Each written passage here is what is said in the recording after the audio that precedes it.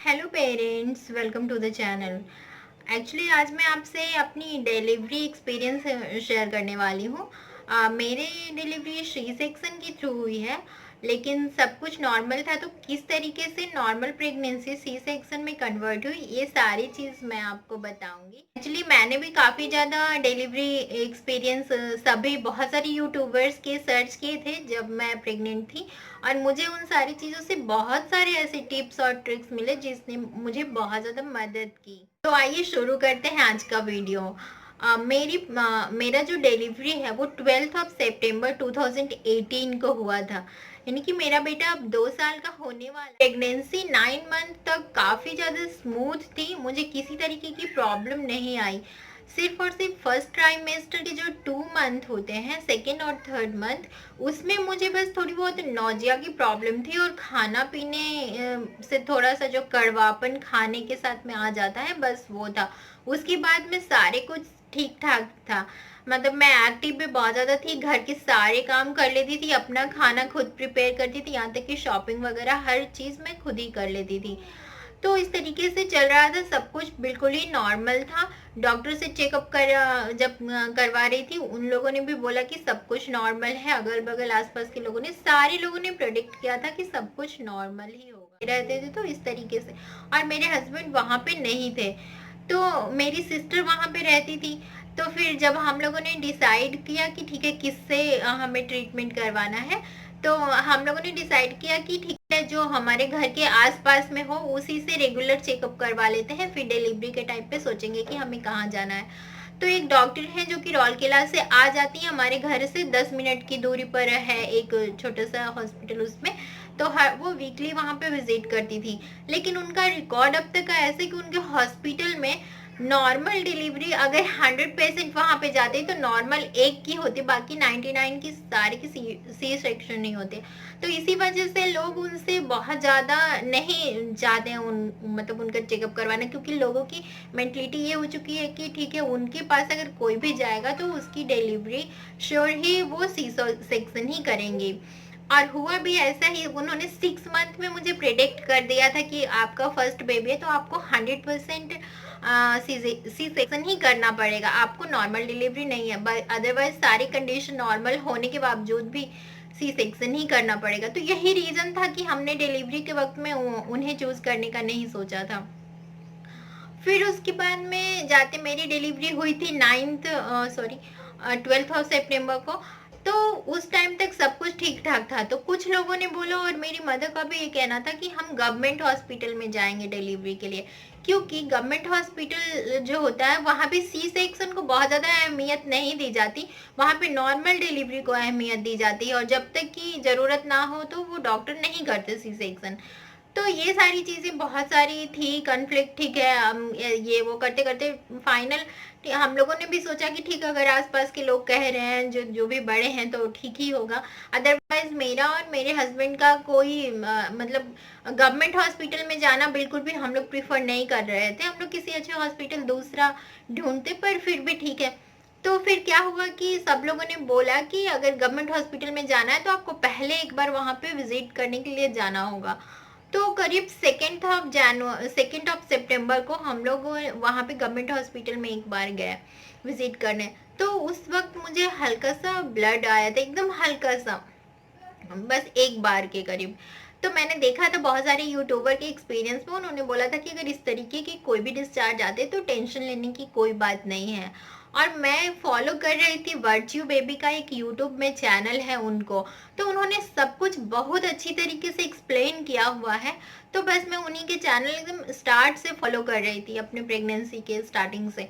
तो फिर मुझे समझ में था कि ठीक है ये कोई बहुत बड़ी बात नहीं है। तो जब मैं वहाँ पे गई, तो वो जो डॉक्टर थी, एक मैम थी, तो उन्होंने बोला कि अगर ऐसी बात है तो आज ही एडमिट हो जाना है, जबकि मेरा ड्यू डेट 15 सितंबर को था। तो फिर मैंने सोचा कि नहीं नहीं, अभी एडमिट होने का कोई मतलब नहीं है, और फिर हम लोग घर आ गए। फिर उसके बाद में 9 सितंबर का नाइट में, मिडनाइट, करीब करीब 12:30 1 बज रहा, ध्यान नहीं है, लेकिन मिडनाइट में ही जब मैं वॉशरूम गई, तो वहाँ पर देखा मैंने कि हल्का सा मतलब जो एमनियोटिक फ्लूइड टाइप का मतलब कुछ आ रहा है। तो एक बार जब वो आया फिर वो बंद नहीं हुआ, मतलब कंटिन्यू आता ही रहा 1-2 घंटे। फिर उसके बाद में जब ऐसा कंटिन्यू हो जाता है तो अपने आप को पता चल ही जाता है। तो फिर मेरे हस्बैंड आ गए थे करीब-करीब 15 डेज़ पहले से, जब 15th को ड्यू डेट था तो उससे 15 दिन पहले वहाँ पे आके वो थे कि कभी भी अगर हो जाएगा तो फिर मैं रहूँगा साथ में। तो फिर क्या हुआ कि ठीक है, मतलब हॉस्पिटल जाने के लिए हम लोगों ने रात में ही जब मेरे हस्बैंड को बताया तो उन्होंने बोला कि ठीक है, अभी ही चलते हैं हॉस्पिटल। पर जब मैंने मदर को बताया तो उन्होंने बोला कि क्योंकि पेन बिल्कुल भी मुझे नहीं आ रहा था, तो पेन नहीं आ रहा है तो अभी टेंशन लेने की बात नहीं, हम लोग सुबह में चलेंगे। तो मुझे एक मसाज करने के लिए आती थी एक आंटी, तो वो काफ़ी एक्सपीरियंस थी, तो मैंने उन्हें भी बोल रखा था कि आप भी डिलीवरी के वक्त में चलोगे। तो मॉर्निंग में उनको भी बुला के लाए तो उन्होंने बोला कि ठीक है, पेन वगैरह तो नहीं आ रहा है, लेकिन अगर इस तरीके का फ्लूइड अगर आ रहा है तो फिर हम लोग हॉस्पिटल चलते हैं। फिर हम लोग 9th का रात में ऐसा हुआ तो 10th को हम लोग मॉर्निंग में ही एकदम 7 o'clock करीब-करीब हम लोग हॉस्पिटल में पहुंच गए थे। तो वहाँ पे उस वक्त में वही मैम थी जिन्होंने मुझे 2nd ऑफ सितंबर को बोला था कि आप एडमिट हो जाओ, ऐसा-ऐसा है तो। मेरे हस्बैंड ने जब वो उस मैम से जो डॉक्टर थी उनसे बात की तो उन्होंने बोला कि सब कुछ नॉर्मल है और हो जाएगा 3 o'clock मतलब इवनिंग तक, तो अभी एक इंजेक्शन दे देते हैं। फिर जब उन्होंने इंजेक्शन देने को बोला तो वहाँ पे 2 लेडीज थी, एक मैं और एक और। तो उस लेडीज को लाके उन्होंने नाम बोला मेरा और लाके इंजेक्शन दे दिया उनको, और जब नाम उन्होंने पूछा तो मैंने बोला कि हाँ हाँ मैं हूँ, लेकिन फिर भी उन्होंने मुझे इग्नोर करके उसे, वो दूसरी वाली जो थी उसे, एक नर्स आई थी तो उनको इंजेक्शन लगा दिया। और फिर मुझे एक इंजेक्शन पता नहीं किस चीज़ का लगा, कुछ बताया नहीं। फिर उसके बाद में सेकंड टाइम पे एक और नर्स आई तो वो जाके उनको इंजेक्शन लगाती, तो उन्होंने बोला कि अभी अभी तो इंजेक्शन लगाया, वो बोल रही थी पर वो नर्स सुनने को तैयार नहीं थी। उसने बोला कि कौन आपको आके इंजेक्शन लगा दिया, ऐसा नहीं होता, ये नहीं होता, और फिर से वो दूसरा इंजेक्शन भी उन्हीं को लगा दिया। तो अब क्या था उस वक्त वो तो मुझे पता नहीं, लेकिन मुझे पेन फिर भी स्टार्ट नहीं हुआ, मतलब मैं एकदम से नॉर्मल ही थी। और अगर मैं गवर्नमेंट हॉस्पिटल की अगर हालत बताऊंगी तो मुझे नहीं लगता कि मतलब एक बार मैं वहां पे चली गई गलती से तो दोबारा कभी भी मैं जाना चाहूँ। एकदम गंदा, मतलब गंदगी के नाम पे पूरी तरीके से गंदा। बेड के नाम पे अगर मैं बात करूं कि थी ठीक है, अगर 5 बेड पे मतलब 5 से ट्रिपल कर दीजिए 15, तो 15 पेशेंट 5 बेड था, जिसपे कि मतलब जितने भी लेबर जिनको हो रहा है, पेन हो रहा है, तो दो दो किसी बेड पे तीन लेडीज सारे वहाँ पे लेटी हुई थी, और जो भी मतलब एक दो केयर टेकर, मतलब उनकी मदर या सासू माँ जैसे वैसे कोई जा रही थी तो वो ऐसे नीचे में बिछा के सो जा रही थी, इस तरीके की चीजें। पर मुझे पेन नहीं हो रहा था तो मतलब मैं वहाँ पे रूम में नहीं रहती थी जहाँ पे मेरे हस्बैंड बाहर में थे, तो मैं वहीं पे आ जाके बैठ जाती थी। लेकिन फिर भी चेकअप के वक्त में जाना पड़ता जाती थी कि ठीक है कब होगा कब नहीं। तो जो शिफ्ट में मतलब जिस शिफ्ट में जब मैं हॉस्पिटल गई थी तो जो मैम थी वो वहां पे नहीं थी। फिर जब उन्होंने चेंज किया तो फिर दूसरे एक कोई डॉक्टर आए जो जेंट्स, और उन्होंने मतलब 3-4 शिफ्ट वहां पे लगातार अटेंड किया, जबकि ऐसा नहीं होता। वहां पे शिफ्ट हमेशा चेंज हो जाता है, अगर इस शिफ्ट में एक डॉक्टर तो दूसरे में दूसरा, इस तरीके से। पर ऐसा नहीं हुआ, पता नहीं क्यों नहीं हुआ।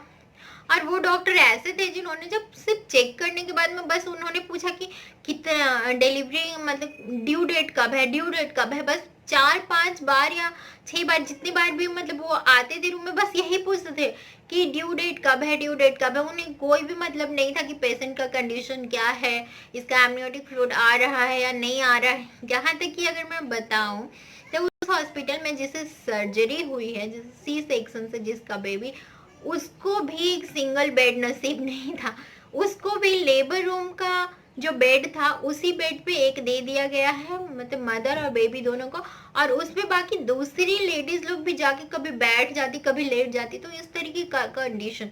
और मैं अपने आप में इसीलिए नहीं थी क्योंकि मुझे पेन नहीं हो रहा था, तो मैं सारे लोगों को देख रही थी और मुझे ऐसा लग रहा था कि अगर इस वक्त में अगर मुझे कोई कहे कि पेन हो और नॉर्मल डिलीवरी, तो एकदम मतलब ये इम्पॉसिबल सा लगता है।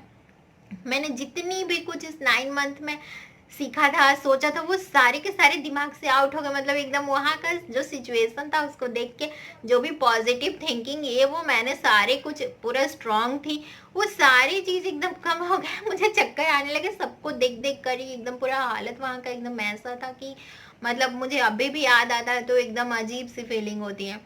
फिर क्या हुआ कि 10th पूरा दिन वो बीत गया, पूरा नाइट भी बीत गया। फिर उसके बाद में 11th भी पूरा दिन बीत गया। वो सिर्फ डॉक्टर जब भी आए तो बस यही बात को पूछते थे, ड्यू डेट कब है। और मैंने मदर को बोला कि आप पूछो कि क्योंकि ऐसा ऐसा कंडीशन है, एमनियोटिक फ्लूइड तो पूरा जा रहा है, तो फिर ड्यू डेट का क्या मतलब है, पेन नहीं आ रहा है, तो आप कुछ करो इसके लिए। तो उन्होंने उनकी भी बात नहीं सुनी, उन्हें मतलब एकदम डांट वाट दिया कि चलो यहाँ पे अलाउड नहीं है ऐसे केयर टेकर वगैरह, आप लोग जाओ, जो भी है ये वो नहीं। मेरे हस्बैंड को तो बिल्कुल भी अलाउड नहीं था क्योंकि वो एक दूसरे डॉक्टर थे, पता नहीं किस दुनिया से आते, पता नहीं। उन्होंने कुछ भी नहीं सुना, किसी का भी नहीं सुना। फिर 12th जब मतलब मॉर्निंग यानी कि 2 days तक पूरा तरीके से वाटर जो है एकदम मतलब एकदम रेगुलर वो जाता रहा जाता रहा। फिर उसके बाद क्या हुआ, 12th of September को मॉर्निंग में करीब 10 o'clock वो डॉक्टर आए। तो मैंने उनसे थोड़ा स्ट्रिक्टली पूछा, मैंने उनसे गुस्सा मुझे आ गया क्योंकि मैं पहले से बहुत ज़्यादा सर्च कर रही थी, जानती थी, तो थोड़ा बहुत कंडीशन के बारे में जानती थी कि कब तक एमनियोटिक फ्लूइड का आना सेफ है और कब तक। तो मैंने उनसे पूछा कि आप मुझे कुछ भी नहीं बता रहे हो, ड्यू डेट का क्या मतलब है। मैंने उन्हें तो कुछ तो बताओगे ना कि हाँ ठीक है कुछ होने वाला है, हॉस्पिटल से जाओ या रहो कुछ तो बोला कि एक अल्ट्रासाउंड करवा कर आने। और संजोग से जब मैं अल्ट्रासाउंड करवाने के लिए गई तो वो डॉक्टर थी जो कि पहले से चेकअप की थी, मेरा जो मैम थी। तो उन्होंने बोला कि जाइए, और वो सर कहीं पे भी अगर ओपीडी में भी हैं तो आप उन्हें जाकर और इमरजेंसी में जो भी मैं आपको लिख के दे रही हूँ वो आपको दीजिए, और आपको 24 आवर्स के अंदर सी सेक्शन करके बेबी को निकालना पड़ेगा क्योंकि आपका एमनियोटिक फ्लूइड अब बिल्कुल भी नहीं है और बेबी का मूवमेंट बहुत ज्यादा कम हो गया। अब ये बात सुनना था कि मेरे हस्बैंड तो इतना ज्यादा गुस्सा, और मुझे तो गुस्सा क्या आ रहा था, मुझे तो कुछ समझ ही नहीं आ रहा था। मैं तो बस रोना चालू की कि अब ऐसे कैसे हो गया, सब कुछ ठीक था। मैं तो उसी दिन हॉस्पिटल में आई हूँ, आदमी हॉस्पिटल में आकर भी इस तरीके से हो जाए तो मतलब एक अजीब ही बात एकदम लग रहा था। मुझे बहुत ज्यादा गुस्सा आ रहा था, मम्मी पे भी गुस्सा आ रहा था कि क्यों यहाँ पे गवर्नमेंट हॉस्पिटल में मैंने मना किया था, फिर भी से यहाँ पे मतलब हर कुछ समझ नहीं आ रहा था उस वक्त में कि मुझे क्या करना है क्या नहीं। और ऑपरेशन थिएटर मतलब सी सेक्शन सुनकर ही थोड़ा सा मतलब सारे लोगों ने जिस तरीके से थोड़ा सा बना रखा है, मुझे बहुत ज्यादा डर लग रहा था। मतलब ऐसा लग रहा था जैसे कि अगर मैं ऑपरेशन थिएटर में गई तो फिर मैं वापस नहीं आ पाऊंगी, इस तरीके का मेरा जो मतलब माइंड में उस टाइप का चल रहा था। और गवर्नमेंट हॉस्पिटल की हालत देखकर तो और मैं ज्यादा डर गई थी। तो फिर मैंने अपने हस्बैंड को बोला कि नहीं नहीं, मैं यहाँ पे नहीं कर सकती, मुझे और किसी हॉस्पिटल में आप ले चलो, जो कि दूसरे हॉस्पिटल में। मैं इस पागल डॉक्टर से बिल्कुल भी नहीं कराऊंगी जिसने इतना तक उसको नहीं पता है कि मतलब मेरा एमनियोटिक फ्लूइड जा रहा है तो मुझे कुछ करना है नहीं, वो तो सिर्फ ड्यू डेट पूछे जा रहा है। फिर मेरे हस्बैंड ने उस वक्त बहुत ज्यादा कामली उन्होंने बोला कि ठीक है तुम जहाँ चाहती हो हम लोग वहीं पे चलेंगे, टेंशन मत लो। फिर क्या हुआ कि फिर हम लोग एक दूसरे हॉस्पिटल में वहां पे गए। तो वहां पे डॉक्टर ने जब चेकअप किया, मतलब अल्ट्रासाउंड करके वो लोग देख रहे थे कि ठीक है, हम लोगों ने नहीं बताया कि 2 दिन से पानी है ऐसे वैसे ये सारी बातें। तो जब उन्होंने चेक किया अल्ट्रासाउंड तो मेरे हस्बैंड को बुलाया और उन्होंने बोला कि जो वाटर है वो कब से ब्रेक हुआ है और कब से फ्लो हो रहा है आप बताओ। तो फिर उन्होंने बोला कि 2 दिन ऐसा। तो फिर डॉक्टर ने बोला कि थोड़ा भी आप खुद ही देख लो, बेबी थोड़ा भी मूवमेंट नहीं कर रहा, और आप लोग मतलब बहुत ज्यादा किस्मत वाले हो जो कि अभी आ गए हो इतना मतलब इस जल्दी में। अभी 24 आवर्स का टाइम तो हम लोगों ने बताया कि उन्होंने तो बोला था कि 24 आवर्स, उन्होंने बोला कि अब क्या है क्या नहीं है आप लोगों को डिसाइड करना, देखिए कंडीशन ये है। फिर जल्दी से मतलब मैं तो एडमिट भी मुझे नहीं लिया वहां पे, एकदम सीधा का सीधा जैसे ही मैं गई तो सीधा का सीधा ऑपरेशन थिएटर में ही लेके गए। मतलब जैसे हॉस्पिटल में एंटर की और करीब करीब 5 मिनट से सारे अल्ट्रासाउंड वगैरह में लगे, उसके बाद तुरंत ऊपर जाकर ऑपरेशन थिएटर में और मेरे हस्बैंड पेपर वर्क वगैरह करने चले गए। और मेरा तो आंसू एकदम थम ही नहीं रहा था, मैं तो इतना रो रही थी इतना रो रही थी। वहां पे जो थे मतलब एक थी जो भी रहती है एक हेल्प करने के लिए ऑपरेशन थिएटर में, एक लेडीज थोड़ी बूढ़ी थी, तो मैं उनसे पूरा मैंने बोला कि आंटी प्लीज़ मुझे छोड़कर बिल्कुल मत जाना, ये से हो जाएगा, वैसे हो जाएगा, मुझे पता नहीं क्या हो जाएगा। तो आंटी मतलब वो लोग जो थी बहुत अच्छे से मुझे काम डाउन कर रही थी। फिर जो डॉक्टर थे एक बैठे हुए वहाँ पे, उन्होंने भी बोला कि तुम चिंता मत करो, बिल्कुल तुम्हें तो पेन भी नहीं होगा, अब तक भी पेन भी नहीं हो रहा है, तुम तो एकदम आराम से हो, तो कोई किसी भी तरह का टेंशन नहीं है, बस बेबी तुम्हारा ठीक है। और ये बहुत ज़्यादा ज़रूरी है, अगर तुम पहले आ जाती यहाँ पर तो फिर हम लोग मतलब एक बहुत ज़्यादा एज के डॉक्टर थे, तो वो बहुत अच्छे से मतलब बिहेव कर रहे थे।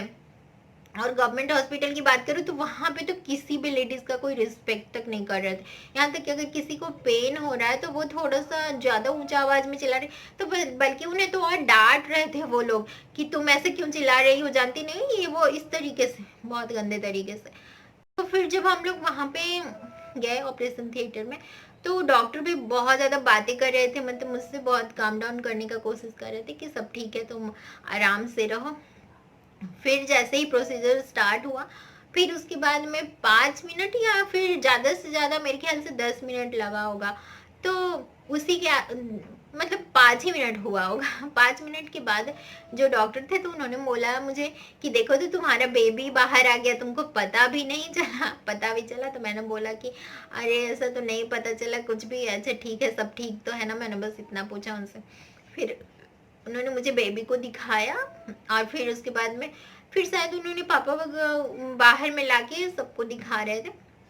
तो फिर बाकी का जो प्रोसीजर था उसमें करीब हाफ एन आवर 45 मिनट ऐसे लगा होगा। फिर उसके बाद में मैं रूम में आ गई। फिर कुछ देर के बाद में 1-2 घंटे के बाद में मैं जो मेरा बेबी था वो भी उसे भी शिफ्ट कर दिए रूम में।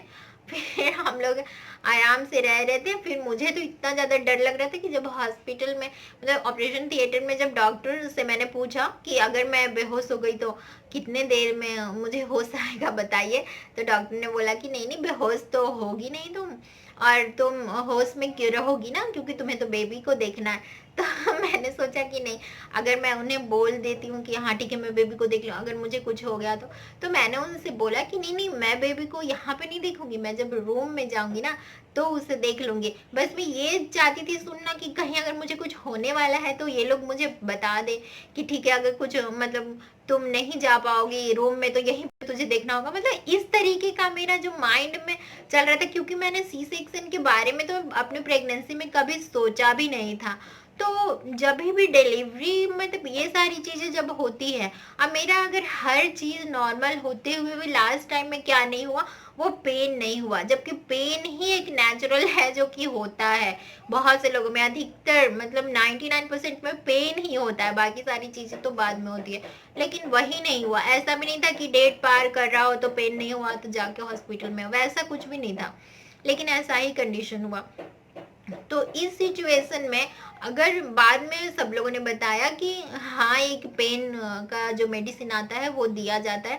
फिर जिस हॉस्पिटल में मैं बाद में गई थी जहाँ पे बेबी मेरा हुआ, तो वहाँ पे भी उन लोगों ने बताया था कि अगर आप पहले आते, वाटर जब ब्रेक हुआ था तो तुरंत अगर आ जाते तो हम लोग नॉर्मल के लिए ही ट्राई करते, अगर फिर भी किसी तरीके का मतलब प्रॉब्लम होता तो फिर हम लोग सी सेक्शन में, लेकिन पहले नॉर्मल ही ट्राई करते। लेकिन अब और कोई कंडीशन मतलब ये सिचुएशन नहीं है।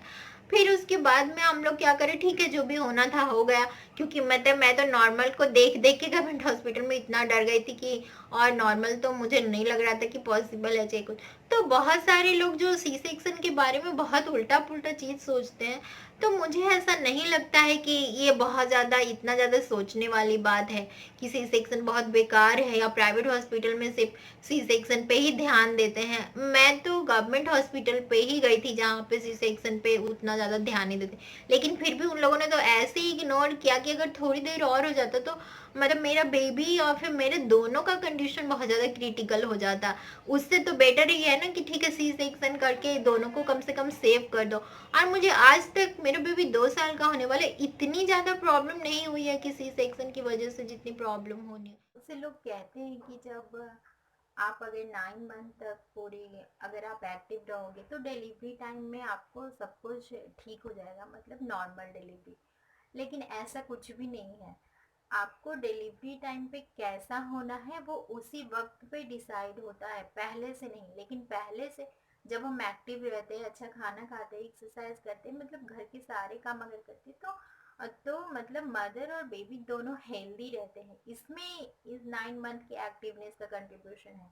और नॉर्मल डिलीवरी में मुझे जैसा भी मेरे साथ हुआ उससे मुझे नहीं लगा कि हाँ नॉर्मल, क्योंकि अगर नेचुरल प्रोसेस अगर होना था तो जिस तरीके से वाटर ब्रेक हुआ था उस तरीके से पेन भी आना चाहिए था, लेकिन ऐसा वहाँ पे नहीं हुआ। तो लास्ट टाइम में सिचुएशन ऐसा हो जाता है नॉर्मली, उस वक्त हमें सोच समझ के अपना फैसला लेना चाहिए।